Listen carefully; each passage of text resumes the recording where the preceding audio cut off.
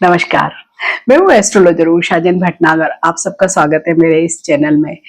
2 जून 2026 से ही बृहस्पति देव अपनी उच्च की राशि कर्क में गोचर करने वाले हैं, तो ज्योतिषी दृष्टि से एक बेहद ही बड़ी घटना और शुभ घटना भी मानी जाती है, क्योंकि बृहस्पति देव को हमने जीव कारक की संज्ञा दी है और हमारा जीवन जल से और माता से ही चलता है।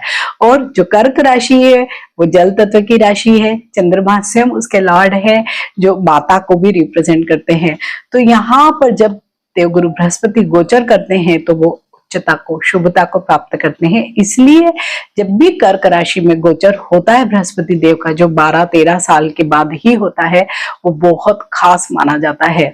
वो जब उच्चता में आते हैं तो लगभग सभी 12 राशि के ही लोगों को बहुत शुभ परिणाम ही देते हैं, क्योंकि अभी पिछले साल से ही मीन्स 2025 से ही बृहस्पति देव ने अतिचारी गोचर करना भी शुरू किया है। अमूमन बृहस्पति देव का जो गोचर होता है कोई भी एक राशि में 1 साल और कुछ दिनों का होता है। तो इस तरीके से देखें तो 12 साल और कुछ महीने में वो सभी 12 राशियों में घूम जाते हैं। लेकिन अभी से लेके अगले 8 सालों तक बृहस्पति देव 8 साल में ही 12 राशियां घूम जाएंगे। इट मीन्स वो तेज गति से चलेंगे और उनकी गति में कई बार बेहद परिवर्तन भी होगा और उनकी इस गति में परिवर्तन भी होगा। कभी तो वो वक्री होंगे, कभी मार्गी होंगे, कभी अस्त होंगे और कभी अतिचारी गोचर होंगे। तो इस वर्ष भी बिल्कुल ऐसा ही होने वाला है। वो कर्क राशि से निकलकर तेज गति से सिंह राशि में भी जाएंगे, वापस वक्री होके कर्क में आएंगे, देन पीछे मिथुन में भी जाएंगे। तो इस तरह की सारी इनकी जो गतियां है वो पूरे ही समय चलने वाली है। लेकिन अभी हम बात करेंगे केवल बृहस्पति देव की जो ये मार्गी गति है और वो कर्क राशि में गोचर कर रहे हैं, तो सभी 12 राशियों पर क्या कुछ प्रभाव होने वाला है। ये वीडियो धनु राशि के लिए है और ये वीडियो चंद्र राशि पर आधारित है। आप अपनी चंद्र राशि से ही इसे देखिए। स्टार्ट करते हैं धनु राशि वाले लोगों के लिए देवगुरु बृहस्पति का एक गोचर कैसा रहने वाला है, क्योंकि धनु राशि देवगुरु बृहस्पति की ही राशि है। हालांकि वो फायर एलिमेंट में भी आती है, लेकिन इसके साथ ही अभी उन पर चतुर्थ की ढैया शनि की चल रही है, तो लिटिल बिट इश्यूज भी होंगे। लेकिन अब जब शनिदेव स्वयं भी रेवती नक्षत्र में, वो भी बहुत ज्यादा बुरे फल देने के मूड में नहीं है और इधर बृहस्पति देव का आशीर्वाद भी आप लोगों को मिलेगा, तो जीवन की बहुत सारी आप देखेंगी कि चिंताएं, परेशानियां सब खत्म हो जाएगी। तो धनु राशि वाले लोगों के लिए तो देवगुरु बृहस्पति का गोचर अष्टम भाव से होने वाला है। अष्टम में इन जनरल यही माना जाता है, क्योंकि अष्टम भाव ही ऐसा है, आयु और मृत्यु का भाव है। तो यहाँ पे बृहस्पति देव का गोचर बहुत पॉजिटिव रिजल्ट इन जनरल नहीं देते हैं। लेकिन अब क्या है, अभी तो वो उच्चता को प्राप्त है, तो अभी वो सभी कोई भी भाव में है। और क्योंकि बृहस्पति देव के पास 3 दृष्टियां भी है, राशि चक्र में 2 जगह उनको 2 राशियां भी मिली हुई है, तो कुल मिलाकर अगर हम देखें तो अच्छे ही रिजल्ट, मीन्स कलेक्टिव रूप से देखेंगे तो हमें अच्छे रिजल्ट मिलेंगे।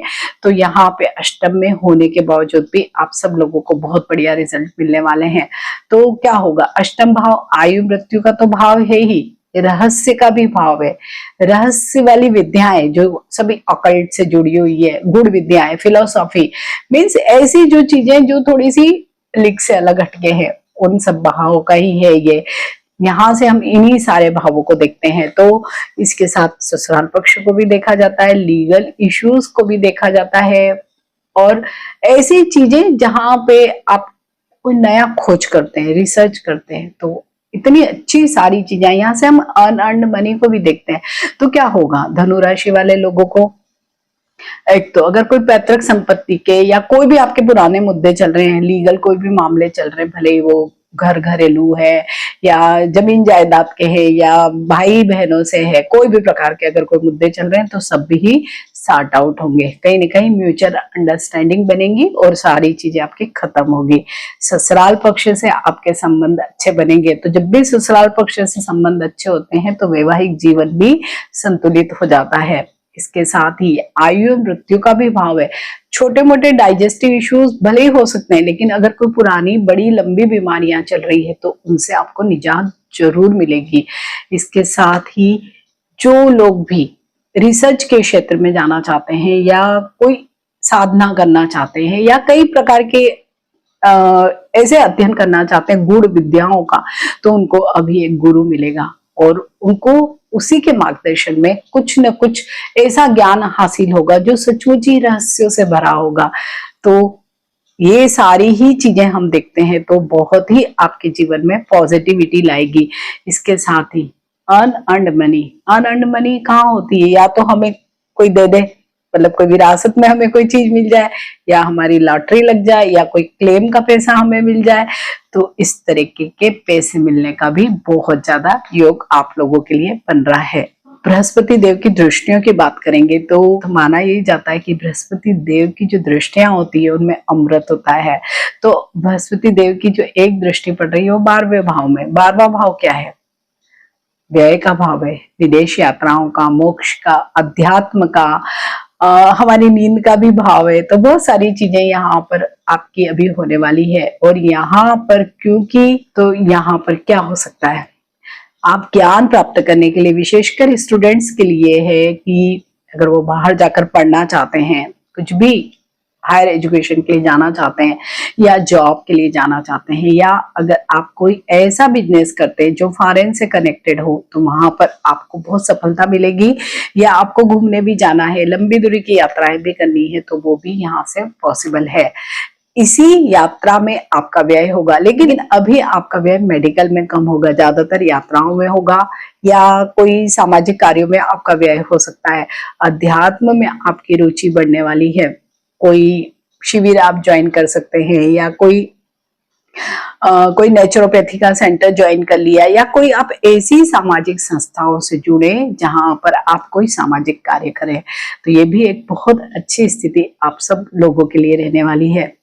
हाँ, यहाँ पर थोड़ा सा, क्योंकि ये व्यय का भाव है, तो व्यय आपका पॉजिटिव चीजों में अगर ज्यादा हो तो ये आपको ध्यान रखना है, क्योंकि वही बृहस्पति देव की एक दृष्टि पड़ रही है द्वितीय भाव पे, वो तो धन का भाव है। भले ही कंट्राडिक्टरी हो रहा है कि व्यय के भाव पे भी उनकी दृष्टि पड़ रही, तो ये व्यय और ये जो जमा हुआ धन, इन दोनों चीजों में आप बैलेंस बिठा ही लेंगे। और क्योंकि बृहस्पति देव जो भी आपके फंड है उसमें कुछ कमी नहीं होने देंगे, इनफैक्ट उसमें वृद्धि ही होती हुई दिखाई देती है।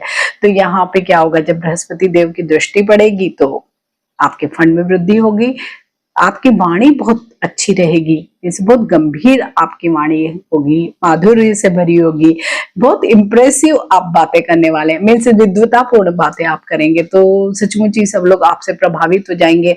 और विशेषकर आपका परिवार, जो एक्सटेंडेड फैमिली हम देखते हैं, तो वहां पे आपका बहुत प्रभुत्व जमेगा और आप अपनी शायद वाणी से ही पूरे परिवार में हार्मोनी लेकर आएंगे।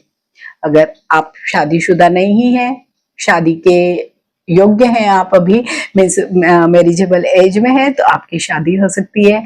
अगर आप बच्चे के जन्म का इंतजार कर रहे हैं तो वो भी इस समय में हो सकता है, या आपके घर में कोई न कोई शुभ या मांगलिक कार्य हो सकता है, बच्चे का जन्म हो सकता है, मीन्स कोई परिवार के सदस्य की वृद्धि हो सकती है। परिवार में अभी बहुत मेल मिलाप, ऐसे कई मौके आपको मिलेंगे कि जहां पर आप फ्रिक्वेंटली मिल रहे हैं, और जब भी हम ज्यादा बार मिलते हैं तो ज्यादा हम लोगों के क्लोज होते हैं। बस ऐसी ही स्थितियां आप लोगों के लिए दिखाई दे रही है। वहीं पे बृहस्पति देव की जो एक नवम दृष्टि पड़ रही है वो चतुर्थ भाव पर पड़ रही है। चतुर्थ भाव को भी हम परिवार का ही भाव मानते हैं, लेकिन वहां से हम माता को ज्यादा कनेक्ट करते हैं। तो जब भी हम मदर के आसपास रहते हैं या उनके आसपास, हमारा जैसे हम जो स्कूल वाला लाइफ, जहां तक हम मम्मी के आसपास रहते हैं तो कितना हैप्पी लाइफ होती है, बस वैसे ही बृहस्पति देव अभी आप लोगों को हैप्पीनेस देने वाले हैं। तो क्या हो सकता है, ये भौतिक सुखों का भी भाव है। तो भौतिक सुखों में हम ज्यादातर क्या देखते हैं, जमीन है, मकान है, वाहन है, गजेट्स है, अप्लायंसेस है, मीन्स जिन भी जो भौतिक वस्तुएं जो हमारी है, तो हम उनसे खुशी प्राप्त करते हैं। बस तो उसमें बृहस्पति देव अभी वृद्धि करवाने वाले हैं। कई दिनों से अगर सोचा है कि मकान बन नहीं रहा है या बन रहा था, आप उसमें जा नहीं पा रहे थे, या कोई रेंटेड हाउस ही आपको बढ़िया मिल गया, तो वो भी स्थितियां आपके लिए होगी। पर ज्यादा चीजें यहाँ दिखाई दे रही है कि हम कोई ऐसी इमूवेबल प्रॉपर्टी खुद के लिए परचेस करेंगे, तो ये अच्छी स्थिति है। बड़ा वाहन आप ले सकते हैं। गजेट, अप्लायंसेस, ये भी आप जरूर चेंज करेंगे या लेंगे, कुछ न कुछ जरूर होगा, क्योंकि यहाँ पर शनि देव भी हैं अभी एट प्रेजेंट, क्योंकि ये यहाँ पे है मीन राशि और मीन राशि में अभी शनिदेव का गोचर चल रहा है। मीन राशि के लॉर्ड तो स्वयं देव गुरु बृहस्पति ही है। तो हम राशि चक्र में देखें तो बृहस्पति देव की ये एक राशि भी है और यहाँ पे अभी शनिदेव 17 मई से ही रेवती नक्षत्र में आ गए हैं। रेवती नक्षत्र है बुध का नक्षत्र। बुध यानी बाइंग एंड सेलिंग वैसा वाला बुध है, फाइनेंस वाला है, वाणी वाला है। तो क्या होगा, अभी शनि देव भी अपने जो उनके प्रभाव हैं उनको छोड़ के वो बुध से प्रभावित होंगे, क्योंकि बुध का जो ये रेवती नक्षत्र का जो प्रभाव है वो शनिदेव पर बहुत ज्यादा रहने वाला है। तो ये बहुत पॉजिटिव साइन है आप सब लोगों के लिए कि जब बुध की बुद्धि से आप काम करेंगे प्लस गुरु का आशीर्वाद आपको मिलेगा तो कितनी अच्छी आप लोगों के जीवन में चीजें घटनाएं घटित होंगी। यहीं पे माता का स्वास्थ्य भी अब बहुत अच्छा होगा। अगर वो पहले से बीमार रही हैं या कुछ उनके प्रॉब्लम्स चल रहे थे तो आप देखेंगे कि अब वो स्वस्थ हो जाएंगी और उनकी वजह से आपके जीवन में कुछ न कुछ पॉजिटिविटी जरूर ऐड ऑन होने वाली है। तो आप उनका आशीर्वाद लीजिए जरूर। वहीं पे अगर हम राशि चक्र में बात करते हैं तो लग्न में मीन्स आपके तो राशि के लॉर्ड ही स्वयं देव गुरु बृहस्पति है। तो जब भी लॉर्ड ही इतनी अच्छी जगह पे गोचर करेंगे, इतनी उच्चता के साथ गोचर करने वाले हैं, तो क्या होगा, मेकओवर हो जाएगा, पूरी पर्सनालिटी ही बदल जाएगी। और जब भी बृहस्पति देव आते हैं तो लोग सचमुच में गंभीर होते हैं। जब हम देखते हैं प्रैक्टिकली तो बात करने का तरीका काफी बदल जाता है। इसके साथ ही क्रोध पे नियंत्रण हो जाएगा आपका, या आप इस तरीके से बात करेंगे कि लोगों को लगेगा कि ये तो कितना नॉलेजेबल आदमी आप होंगे भी, क्योंकि आप ऐसे ही विद्वतापूर्ण बातें करने वाले हैं। किसी भी समस्या को सुलझाने का आपका तरीका बहुत अलग होगा। तो इससे क्या होगा, आपका सामाजिक मान सम्मान बढ़ेगा, वर्क प्लेस पे आपकी रेस्पेक्ट होगी, परिवार में आपकी रेस्पेक्ट होगी। हाँ, इसके साथ ही एक चीज नेगेटिव जरूर हो सकती है। देवगुरु बृहस्पति है तो वो थोड़ा सा लेजी बनाते हैं, हमको सुस्त बना देते हैं। एक तो थोड़ा सा फूडी भी बहुत हो जाते हैं इस समय में लोग, तो थोड़ा सा खान पान का आपको ध्यान रखना होगा, प्लस लेजीनेस या डीले से आपको बचना होगा। अदरवाइज इतनी अच्छी जो अपॉर्चुनिटीज आपको मिलने वाली है उनमें कहीं ना कहीं कमी हो जाएगी। और इसके साथ ही अगर आप लेजी ज्यादा रहें तो ओबेसिटी से रिलेटेड इश्यूज हो सकते हैं, डाइजेस्टिव हेल्थ इश्यूज आपको हो सकते हैं। बस आप लोगों को इसी चीज का ध्यान रखना है। अदरवाइज सारी चीजें आप लोगों के लिए अच्छी है। भले ही वो अष्टम में गोचर कर रहे हैं, इसके बावजूद भी आपको बहुत बढ़िया रिजल्ट मिलने वाले हैं। तो अब आप अपनी जन्म पत्रिका भी निकालिए और देखिए वहां पर अगर दशा महादशा बढ़िया नहीं है तो क्या करना है, कुछ रेमेडीज करनी है। तो सबसे पहले तो विष्णु सहस्त्र नाम एक रामबाण उपाय होता है बृहस्पति देव को प्रसन्न करने का। भगवान विष्णु स्वयं गुरु ही है वो, तो आप उनको प्रसन्न कर सकते हैं। विष्णु सहस्त्र नाम या तो पढ़ लीजिए या सुनिए, जैसे भी। इसके साथ ही आप केसर का एक टीका या तो नाभि पर लगाइए या अपने फोरहेड पर लगाइए। महिलाएं हल्दी का टीका भी लगाए तो बहुत अच्छा रहेगा। इसके साथ ही जो भी येलो कलर की चीजें होती है, वो खाने की हैं, फ्रूट्स हैं, जैसे दालें हैं या कपड़े हैं या स्टेशनरी का कोई भी सामान है, जो सब बृहस्पति देव से ही संबंधित है, आप उनको किसी भी नीडी को डोनेट करिए। पूजा घर में या कोई भी आसपास अगर कोई मंदिर है, जिनालय है, तो वहां पर जरूर जाइए या किसी गुरु के सानिध्य में रहिए, तो आप देखेंगे कि गुरु की और ज्यादा कृपा आप लोगों को प्राप्त होगी। तो धनु राशि वाले सभी लोगों के लिए देवगुरु बृहस्पति का एक गोचर बहुत शुभता लेकर आए। इन्हीं शुभकामनाओं के साथ नमस्कार।